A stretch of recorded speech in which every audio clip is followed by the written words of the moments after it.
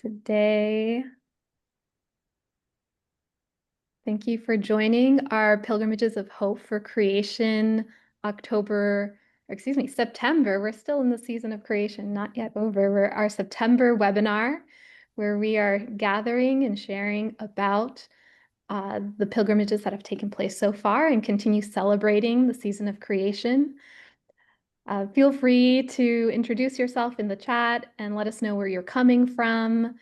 My name is Diana Marin. I work with Catholic Climate Covenant as the Young Adult Mobilization Program Manager. And I also am part of the team that has been moving forward the Pilgrimages of Hope for Creation effort.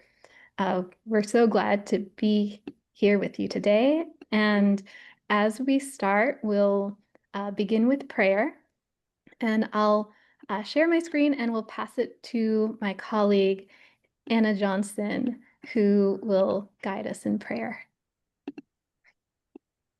Good morning and good afternoon, everyone. I'm so grateful for you to be here with us today. We invite you to take a deep breath to recenter ourselves in the presence of God, knowing that we are deeply rooted in all of creation and the Creator who brought us here. Begin in the name of the Father, and the Son, and the Holy Spirit. Creator God, when your love spilled over into creation, you thought of me and of us. We are from love, of love, for love. Let our hearts, O God, always recognize, cherish, and enjoy your goodness in all of creation.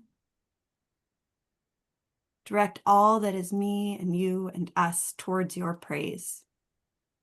Teach us reverence for every person, all things. Energize us in your service. Creator God, may nothing ever distract us from your love. Neither health nor sickness, wealth nor poverty, honor nor dishonor, long life nor short life. May we never seek nor choose to be other than you intend or wish. And with a special prayer for all of our pilgrimages taking place, the people say amen. Amen. Amen. Thank you, Anna. So our Pilgrimages of Hope for Creation effort, here's a little bit of information about what's taken place so far. We have over 200 pilgrimages. So when I updated this slide yesterday, we actually got 4 more registrations. So it's technically 209 that are taking place across the country. More than 6,000 miles are being traveled just in the US, but if we include the 4 international pilgrimages that have registered, we have over 8,000 miles that are being traveled. There are 38 states represented. We're trying to get all 50 US states here, so we're still continuing to do that plug-in for registrations. And we also have 4 virtual or armchair pilgrimages as well. So quite a lot that is taking place. And although the season of creation goes until October 4th, we're encouraging pilgrimages to take place across until the end of the Jubilee year, which is December 28th of 2025. So no, there's still time. And in our webinar today, we'll get to hear about some of the pilgrimages that have been taking place, spotlighting some, and then also hearing from pilgrimage leaders who are going to share about how they organize their pilgrimages and what has been taking place in their communities. But first, I'll give you an overview of some of the pilgrimages that are taking place by LSAP sector, by the Laudato Si Action Platform sector. And we thought it would be a fun way to hone in on some of the pilgrimages that are happening. So in the families sector, here are some highlights. So on the left, you'll see a photo of Brent Devitt, who is leading a pilgrimage, an individual pilgrimage. He's bicycling across the country. He started on September 1st from the northernmost tip of the contiguous US 50 states. That's in Angle Inglet, Minnesota. And he's traveling through until about mid-November to Key West, Florida. That's his solar powered bicycle. He just stopped in Sparta, Wisconsin yesterday. I'll share in the chat if you want to follow his journey. You can do so. He has a website and is plugging updates along the way. His mission, as he writes it, is to experience earth-friendly, uh, earth-friendly, sustainable travel and to visit sites along the way involved in sustainability and care for the earth, and to find reasons for hope for the planet along the way. So, Brett, we imagine you might not be might be watching this webinar live, but we are thinking and praying for you as you travel across the country. And I just plugged in the chat how you can follow along Brent's journey. Not pictured is a pilgrimage that took place earlier this summer. A family in Ohio spent 2 weeks in personal prayer for ecological conversion for himself and family members. So an expression of pilgrimage that looks maybe more introspective, a little different. And this last photo here in Caldwell, Caldwell, Idaho, just a few days ago, a small group of friends and family gathered at a nearby rose garden for an hour of prayer, friendship, and hope.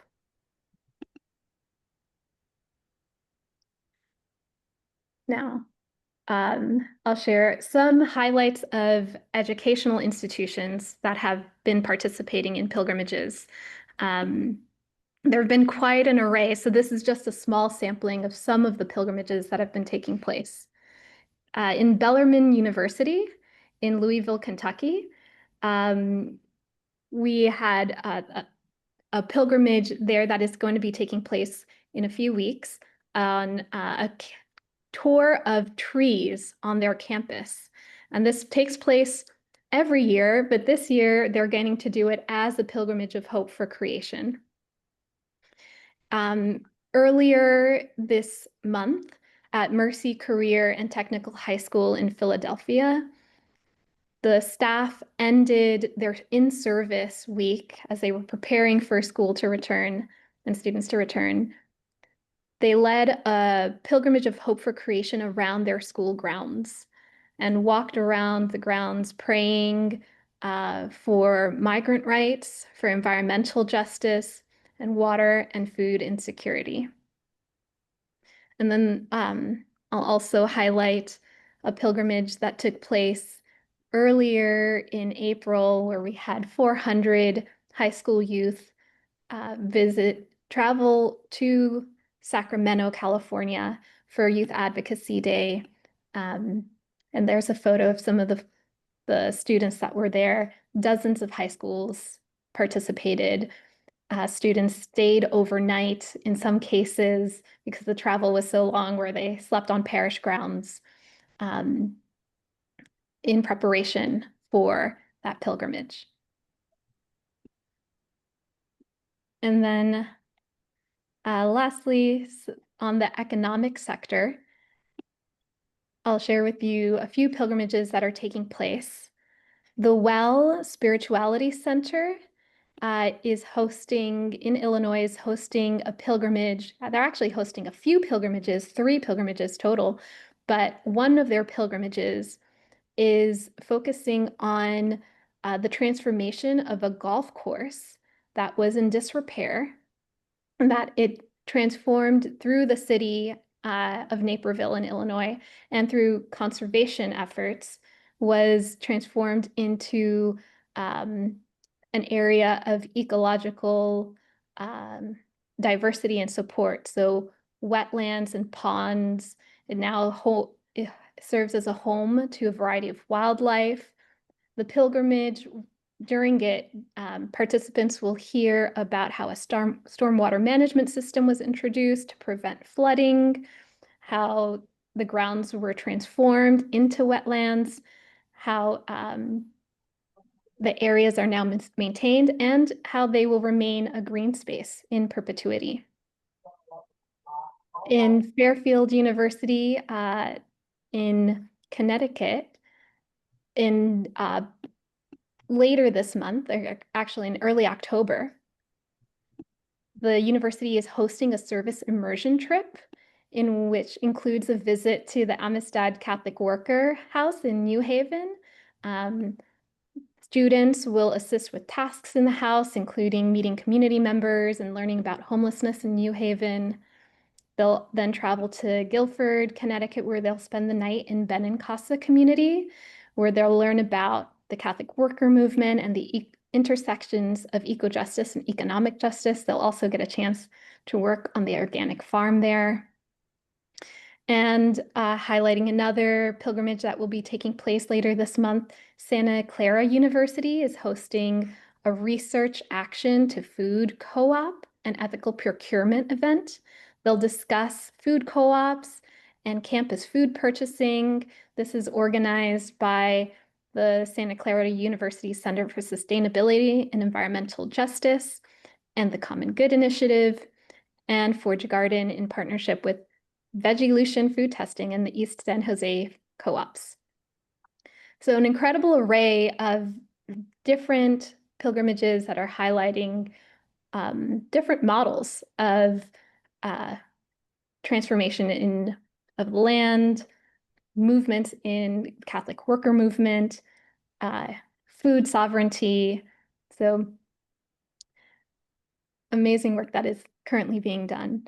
And now we'll move over to hearing from some of the pilgrimage leaders in some of the other sectors that are represented across our pilgrimage effort. So we'll have Sister Mary Ellen Lesajewski who's a Dominican sister, to speak on hospitals and healing, Fran Ludwig to speak on parishes and dioceses, Strad Engler, organizations and groups, and Tracy Obler with religious orders. So first, I will introduce Sister Mary Ellen a little more fully, and I'll stop my share so we can get her set up. So Sister Mary Ellen is a Dominican sister and is a System Vice President for Environmental Sustainability for Common Spirit Health based in California.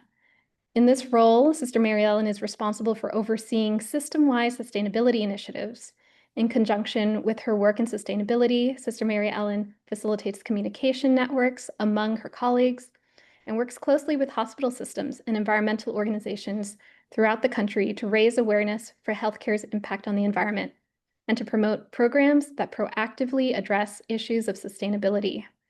Sister Mary Ellen also serves as the board secretary for Catholic Climate Covenant's board of directors, and she recently led a pilgrimage in her Dominican hospital, and so we're so grateful that you're here, Sister Mary Ellen. I'll share my screen and your slides, but I'll pass it over to you. Thank you. Thank you very much. And thank you so much for including me, Diana and Anna, in this vitally important conversation. And I'm really looking forward to sharing with you a pilgrimage that one of our hospitals, Dominican Hospital in Santa Cruz, California, hosted just a few weeks ago. Next slide. So just a quick background, I think one slide before this, maybe. Let's see, there we go. Thank you. Common Spirit is our country's largest Catholic health ministry, with over 150 hospitals serving more than 25 million people across 24 states each year. And we're driven by our mission to make the healing presence of God known in our world by improving the health of the people we serve, especially those who are vulnerable. And we live out this mission every day in big and small ways by caring for people in their toughest moments while focusing on human kindness and by caring for creation. And we believe that these have the power to heal. Next slide.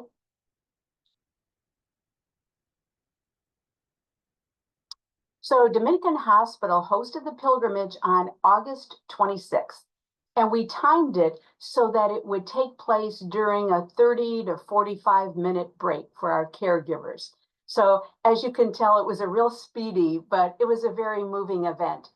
And I know some hospitals are connecting their pilgrimage to their season of creation events, maybe their celebrations of St. Francis or their health and well-being summits. We just simply connected ours with our food garden. And the pilgrimage began at the back door of the hospital, and we walked just a few hundred feet across the parking lot to the garden. So Diana, it added to that 6,000 miles that you had on your slide by just a couple hundred feet. Next slide. So once we arrived, everyone was invited to just slow down, take a few deep breaths, open up to the healing and the wonders offered by the space, and just notice what was moving or happening within us. We invited them to touch the soil, the plants, enjoy the sounds, the color, the aromas, anything that would help us better connect to the gifts of nature. Next slide. And then after a few minutes, when everyone was gathered, I introduced our guests who represented a local food pantry called Gray Bears that we donate our produce to, and more on that later. And then I shared with everyone just the purpose of the pilgrimage, explaining that, as we all know here, this is a big year for the Catholic Church, 10th anniversary of Laudato Si, Jubilee year, where everyone who is a fan of nature is encouraged to make pilgrimages to meaningful places that are either beautiful or that have seen environmental devastation, just as a way to bring people closer to one another and give public witness to caring for creation. And I have to say, I found the pilgrimage planning toolkit on this extremely helpful. So I just want to thank everyone and the committee for putting this together. Next slide. So I thought it was especially important that we come together as healthcare providers, because after all, hospitals and healthcare have this huge environmental footprint, and we contribute about 8.5% of the US greenhouse gas emissions. And people in healthcare are pretty surprised when they learn that fact, especially since our mission is to protect and promote health. And I reminded everyone of our responsibility to clean up our own house, because we know that if we don't have a healthy planet, we won't have healthy living beings. Next slide. So we then walked through the garden silently, reflecting on the questions, how do you care for creation? And we know we all do it in different ways, but it's all connected. And what stories or what memories is this walk bringing up for you? And people just said how moving the experience was, just reflecting on the questions silently, but doing it together. Next slide. And then we heard from Danielle, you see here on the left, a representative from Gray Bears, and they're a local organization dedicated to enhancing the health and well-being of seniors and the broader Santa Cruz community through food delivery and volunteerism and resource conservation. And she spoke about how the fruits and veggies that we donate to them from this garden impacts our community and the 5,000 people that they feed each week. Next slide.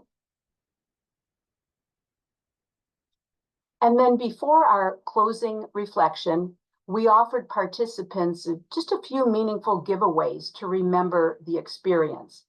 A river rock with a word on it of their choosing, a blue marble representing planet Earth as a reminder to care for creation, and that this place we call home and that has taken care of us for billions of years is the place where we get a glimpse of divinity. And one of our hospitals in Tennessee is giving away a starfish at their pilgrimage, along with the story about a starfish that was written by Lauren Isley. Next slide. And then we concluded with a blessing of people and place and the song by Earth Mama, Joyce Rouse, entitled We Are One. And we ended with the words of Wendell Berry, who wrote, "The question that must be addressed is not how to care for the planet, but how to care for each of the planet's millions of human and natural neighborhoods, each of its small pieces and parcels of land, each one of which is in some precious way different from all the others. And we do this for ourselves and for future generations. So that sounded like a little bit of integral ecology to me, and I included that. Next slide.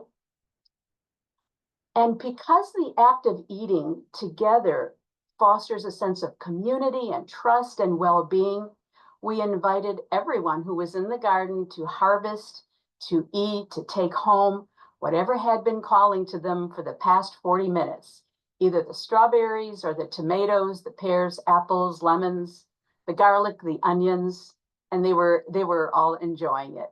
Next slide.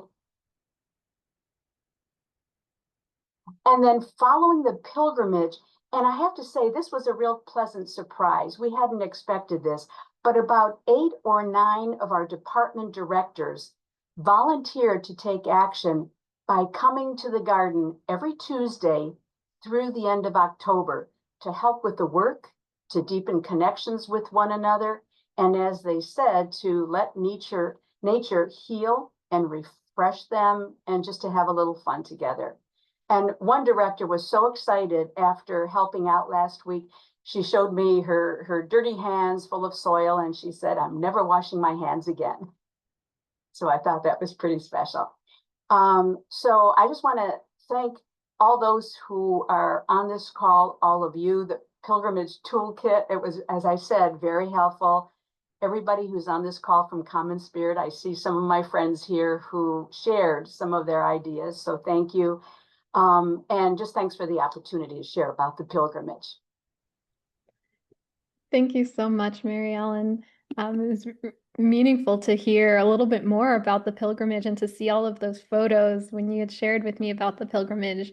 It sounded incredible that it really came to life in all the photos that you shared in the stories too.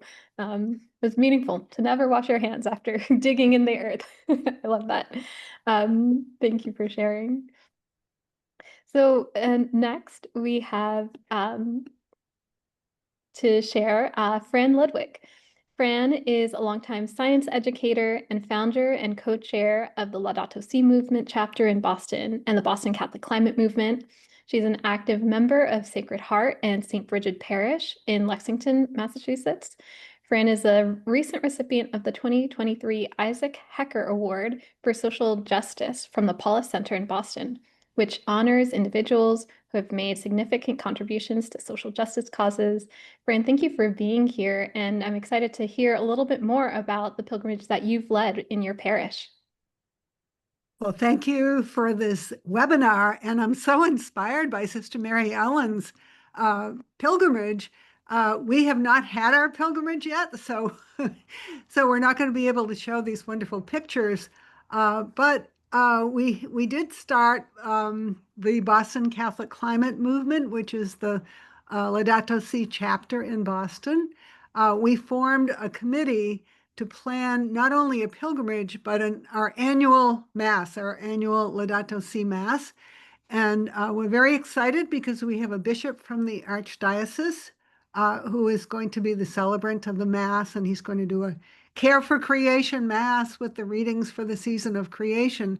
But we thought, since we have people coming to the Mass, why not have a pilgrimage? So we're planning to do that as well. So we're planning the pilgrimage, and we formed a team to do this. And I have to say that just that experience of working together with a team, it's almost as good as the pilgrimage itself. It's really inspiring. So we realized that probably most of the people who would be coming from our group to this Mass are on the older side. So when we thought about the pilgrimage, we thought, we're not going to walk long distances. What can we find right around the church where we were having the Mass? And the church is right next to the Massachusetts Turnpike. So that gives you a little bit of an idea of the neighborhood. But our team was so creative, because we decided, and I'm going to just share my screen here and show you the poster that we have for this. It's going to be on October 4th, so that's why I can't show you pictures of the pilgrimage. But of course, that is the Feast of St. Francis, the 800th anniversary of the Canticle of the Creatures.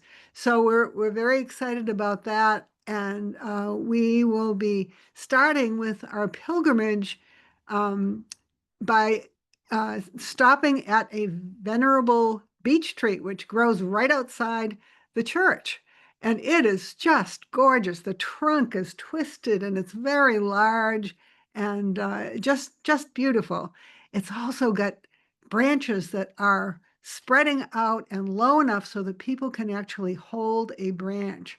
So we're hoping to have just some reflection time. And it's a little bit like what Sister Mary Ellen was talking about, connecting with nature and having that as kind of an overarching theme is, connecting with the natural world because we actually are part of it, not apart from it. So that would be one stop. Another stop, very creative. Right across the street from the church, there is a store that is a refillable store. You bring your own containers. You probably have a plastic container that you bring, but at least you don't have to buy another one. But you can refill detergent, beauty materials, that sort of thing. So we're going to just talk about that a little bit and focus on some of the big things from themes from Laudato Si. So the first one would be the interconnectedness of all of creation. The second one would be thinking about how we use the materials that we purchase and that we throw away, and that idea of the throwaway culture. And then we did think of a third one, which sounds just like what Sister Mary Ellen was going to do. Another area that's right close to the church is a community garden. And that one would really focus on advocacy, the results of advocacy when people get together with an idea and then move it forward. So those are our thoughts about our pilgrimage. We're hoping to have some music. We're looking into this still, but Green Faith offered a wonderful webinar on music, leading music in a group. And so we're looking into some of the songs that people might sing along the way as they're carrying their banners and maybe even carrying signs so that people watching from the side know what this group of people moving, they know what they're doing. And we're sort of, sending our message out to the world that we care about God's creation and we're active in trying to take care of it. So I'll stop there. If people have any questions, I'm just going to go down. Oh, the other thing that we were excited about was that we are co-sponsoring this event with the Archdiocese of Boston. So our group does not have, we're not on the staff or anything like that, but the Archdiocese is beginning to use our group as the resource for Laudato Si information and help, for groups that want to form. So thank you very much. Strad will tell you more about another pilgrimage. That's right. Thank you so much, Fran. Really meaningful to hear more about how you crafted your pilgrimage specific to your community, to what you needed, and also shared about how you were able to get Bishop Barbosa to be part of it. That's excellent, and what a beautiful way to celebrate the season of creation together. Mm-hmm. So with that, I will pass it over to Strad Engler, and I'll give you an introduction. Strad is a trained Laudato Si animator. He is the co-chair of the Laudato Si Movement Chapter, Boston Catholic Climate Movement, alongside Fran. And he also works with the Green Team at St. Ignatius Parish in Chestnut Hill, Massachusetts. He recently represented St. Ignatius Parish at the Jesuit Integral Ecology Assembly at Loyola University Chicago. And Strad, I'm so glad you're here because your pilgrimage really also stood out to me as one that is extremely collaborative. And as Fran mentioned, is incorporating other groups, including Green Faith and others. So would you tell us more about your pilgrimage and how you planned it? off. All right. I'm going to share my my slides.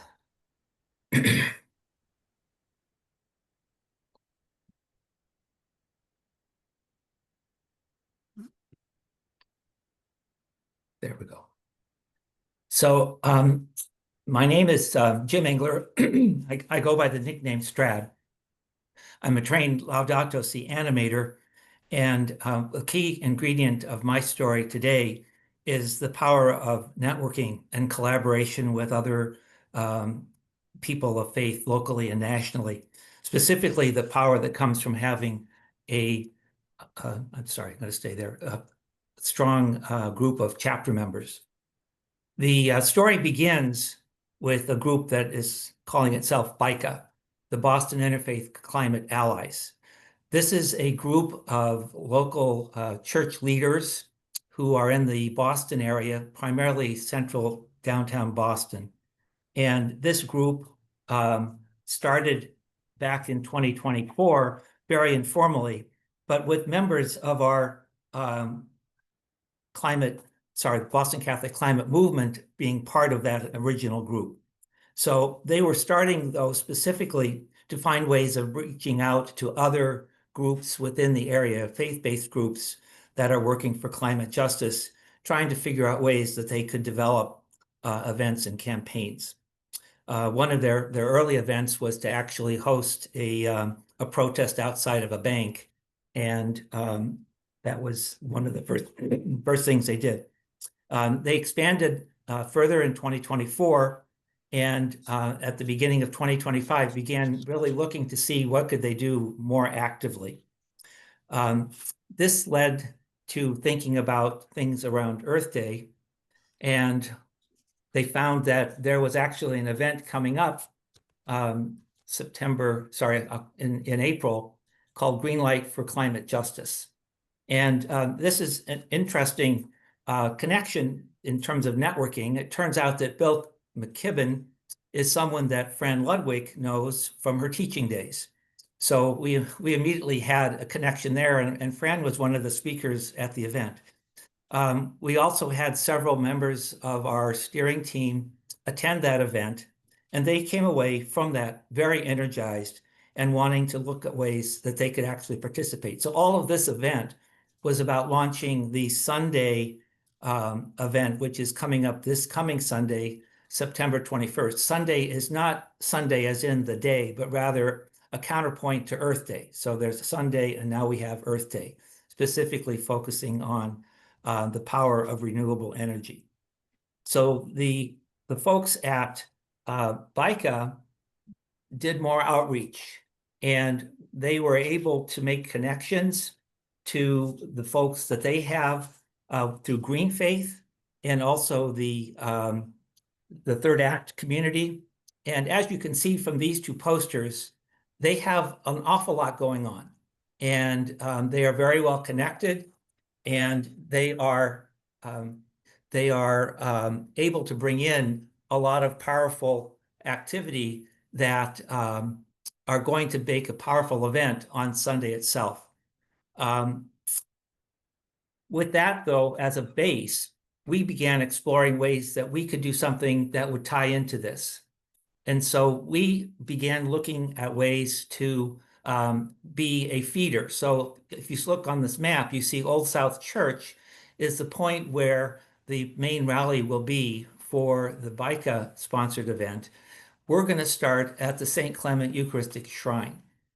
This has a couple of advantages. First, it's a Jubilee church. And second, it's fairly close to the Old South Street Church. And again, our networking, we had a member of our steering team who is friendly with the pastor at that church, and she was able to make introductions for us. He was very receptive, not only offering us welcome for their regular 11 o'clock Mass on Sunday, but also offering space for us to hold a light lunch afterwards so that the pilgrims can refresh themselves before we begin the actual journey. We're going to meet outside so that people can, we will have our small pilgrimage reflection and say the pilgrimage prayer before we then go on our walk down the street. One of the things that I learned that when you're doing things in a city like Boston, you do have to manage the city ordinances for pilgrimages. So we've had to get permits, and I was successfully able to file for the last permit just this morning. So I'm really happy that that's coming through. Then starting at 1 o'clock, the main pilgrimage will convene, and it will go down some local streets, ending up on Boston Common and making stops along the way at various churches, and ending at 2 o'clock with the program that you saw on the previous slide. The piece that I think is really significant about all of this is that our part is fairly small. We didn't do the big heavy lifting. They have music, they have speakers, they have sound systems. We're just going to have mass, a light lunch, and then walk to the main event. So you don't always have to do all of the heavy work to have to be part of something big. The other part is that we've also tied this into the Archdiocese celebration of the Jubilee year, and our pilgrimage is listed on the page with other Jubilee events so that it can be publicized that way. Another way that we've been publicizing our activities is through Catholic TV, and there's going to be a broadcast this week announcing this for people who would like to attend. So it's been fun to see what a really big group can do, and I've been very grateful to be able to sort of ride on the coattails of what other people are already doing.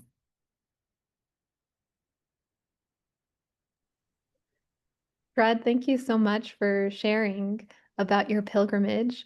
It's really impressive to see the ways in which you've collaborated and have shared, made this effort be tied into a larger effort.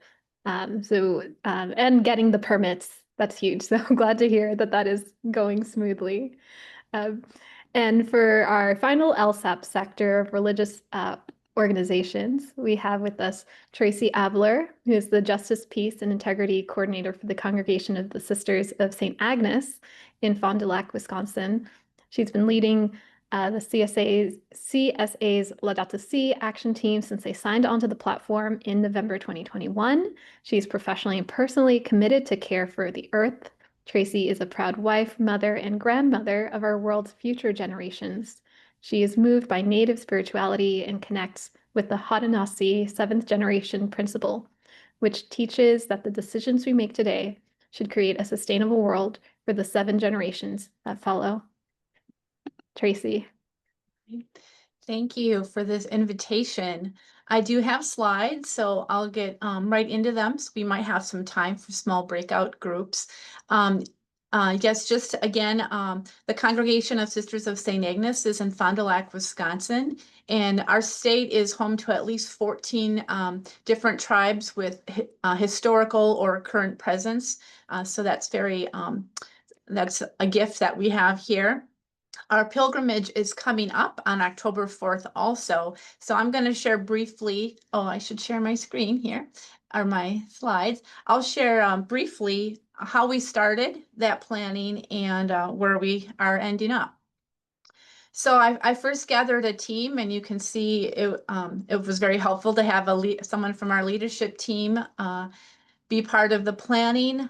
We have our admission advancement director is also our communicator, so it's helped us immensely with logos and getting the information out, but she herself also has a ton of environmental awareness and experience. And we really relied heavy on our associate community who bring a wealth of other skills to our pilgrimage, including the spirituality component, and one even does land management for his professional career.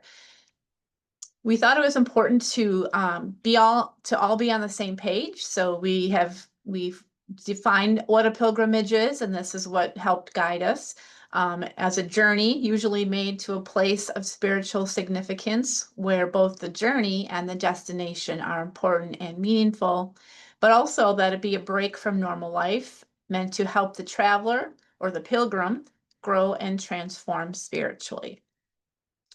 So we started brainstorming in one of our first meetings using the discernment worksheet that was provided in the Pilgrims of Hope toolkit.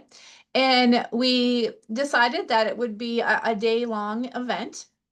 And we picked October 4th because simply that was the day that the planning group all had a free weekend. We're all busy people. And of course, it's got significance for other reasons. Our intended audience, we actually wanted to reach the community, not just the sisters and the folks that always come to our Earth Day events and things like that, but all spiritualities, and we are inviting high school age and older. Spiritual elements that we wanted to include, again, we wanted to make sure that this was an interfaith event, that was the wording and the language was reflected appropriately in the prayers. We're going to avoid the rosary and just stress that this is an echo conversion and not a faith conversion, so all are welcome. We talked about a lot of community members to include, but it was most important that we include our local tribe, the Brothertown Indian Nation, so they are part of the pilgrimage. For the location, we have a lot to offer here at the Mother House, between our solar gardens and our prairies and our forests and different things. So we wanted to start here, but also then to travel to locations that have been harmed or are needing healing or in process of healing. And thus, I forgot to mention, but the name of our pilgrimage is Sowing Seeds of Hope and Healing. That was on that first slide. And then how are we going to build relationships along the way? Well, we're all riding in a school bus. This school bus has a capacity of 60 to 70. We're kind of going to do a cutoff of 60. Hopefully we'll fill that up, where they'll all meet here, and then we'll travel by bus around the city to our stops.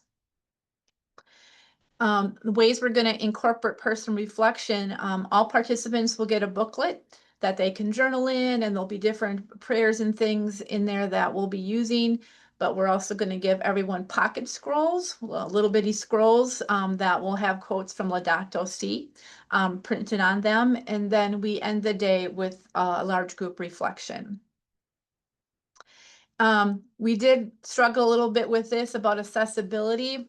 We are walking on a little bit of uneven ground through the prairie in different parts. So that is stressed, that if just for folks to know that there will be uneven ground, but that the bus will transport folks if they do need to just stay on it.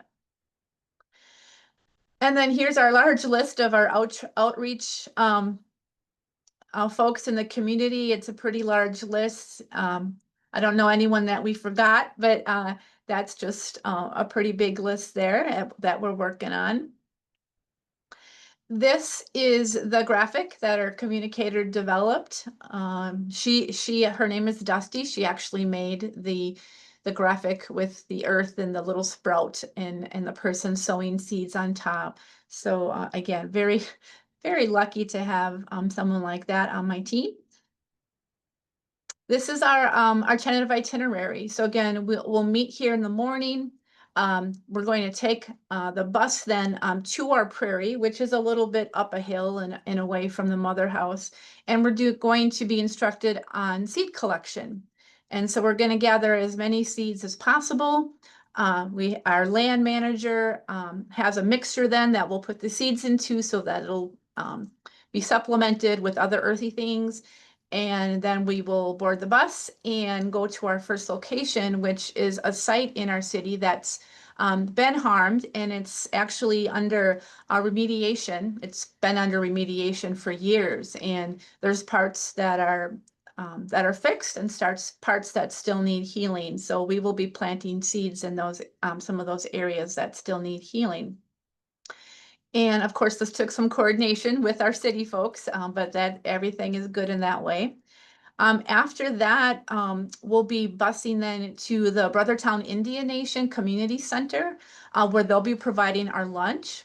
And then following the lunch and some announcements and things, we're going to travel to the city park, which is very near the center, where the Brothertown vice chair of the nation will be instructing us in some water healing discussions and things.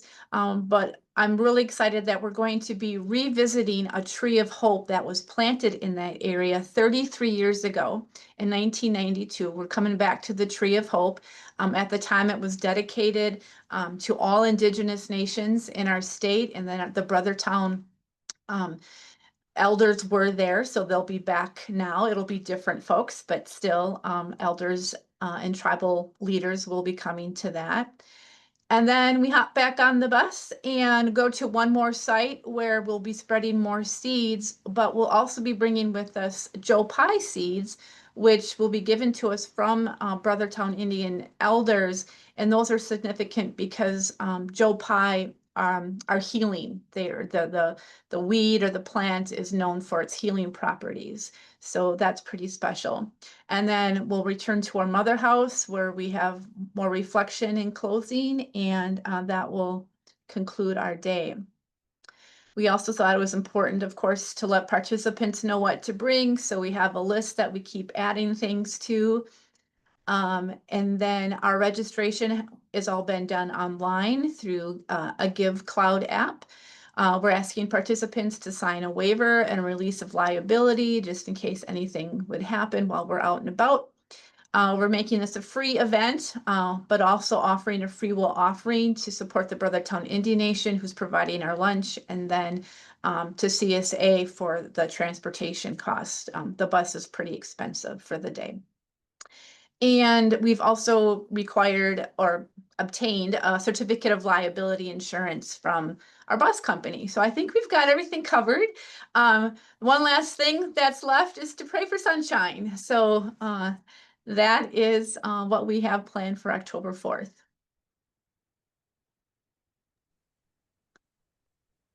Wonderful. Thank you so much, Tracy. Just truly inspiring to hear and I appreciate particularly the many areas that you thought through, really trying to create a powerful wraparound experience within that too. It is so inspiring to hear all of the incredible intentional work that you all have been working on in putting on these pilgrimages, the collaborations you've been building, the ways in which you've been strategizing, the comments coming in through the chat of the other pilgrimages that are in process. What a time, you know, we are responding with such hope to these realities. So we want to give just a couple minutes now in breakout rooms, and going to share my screen as well. And to have a few minutes, too many questions. I am cognizant of that. So pick one, pick two that you want to answer, right? Go ahead and when you get into the breakout room, introduce yourself and then pick one or two questions that you'd like to answer. Share about your pilgrimage if you're planning one. Where have you felt the spirit moving in your process? How are you telling the story of your pilgrimage? Are you getting it out into media? Are you writing your bishop? How are you telling this?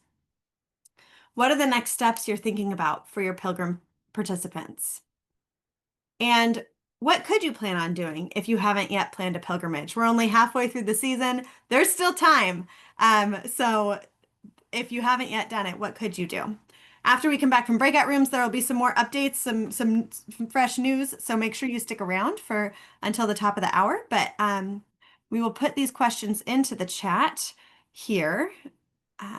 Diana, are you putting them into the chat? Thank you. And go ahead and enjoy your breakout rooms.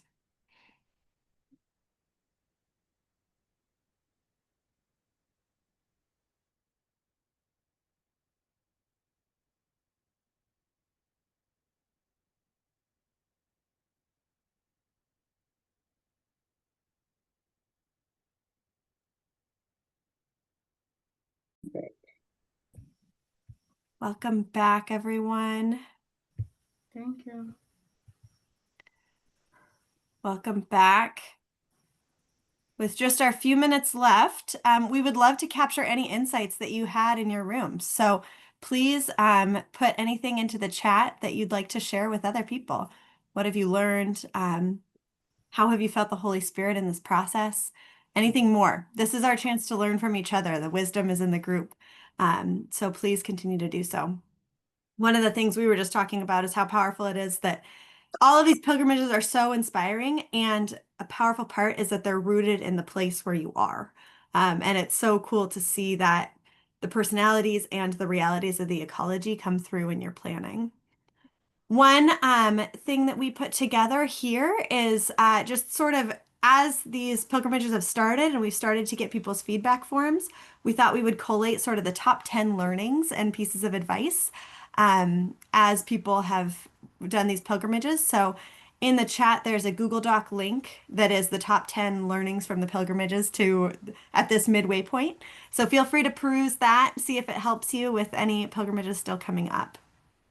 And please continue to put learnings into the chat as we run through these last little bit. So one big piece of news, you saw Linda put it in the chat perhaps, but we have extended the pilgrimage deadline. We hear you, right? You've told us the weather is rough. There are parts of the country where getting outside in 100-degree heat to do a pilgrimage is not a wise idea. Absolutely. Like again, respond to the place and the time. The planning is taking longer than you anticipated, but you're working so hard for collaboration. Any reasons? There are lots of challenges. So the Holy Doors close at the end of December. So please just get your pilgrimage in before December 27th. Make sure to register it. Make sure to have it be included in this great initiative. And do one, you know, it's hopefully if you're not planning one at this point, you're feeling inspired by the amazing work that has been done, large or small, you know, from a gathering of family and friends in Idaho to 400 people in Texas, or anything in between. So the world is really challenging right now. This country has a lot of not great news. There are too many stories and realities out there of expanding hatred, violence, war, and death. And yet, we know Jesus lived in similar times. In the midst of it all, he courageously walked miles. Think about it. It was a violent time, and what did he do? He was out in the streets walking, just like us. He preached loudly and quietly, but always of love and right relationship. So let's do the same. We have good news to share. We are people with hope to bring. So let's share this good news, right? Of people getting out on pilgrimage. Share it with your friends, your family. Just keep talking about it. This is what Catherine Hayhoe says is the most important is we're just talking about this. We can do something. Share it with all of us. Make sure to give us the feedback form that you'll get from our email. Post your pictures to social media. This is one of the pilgrimages in New York that happened along the river, along the Hudson. Tag our accounts. Use hashtag Pilgrims of Hope for Creation. And we'll put all of these into the chat as well. Write to people. Write people about this. Write to your bishop. Tell him how much it matters to you that you are out in creation, celebrating God in creation, sharing about how you've encountered God in creation. Let him know.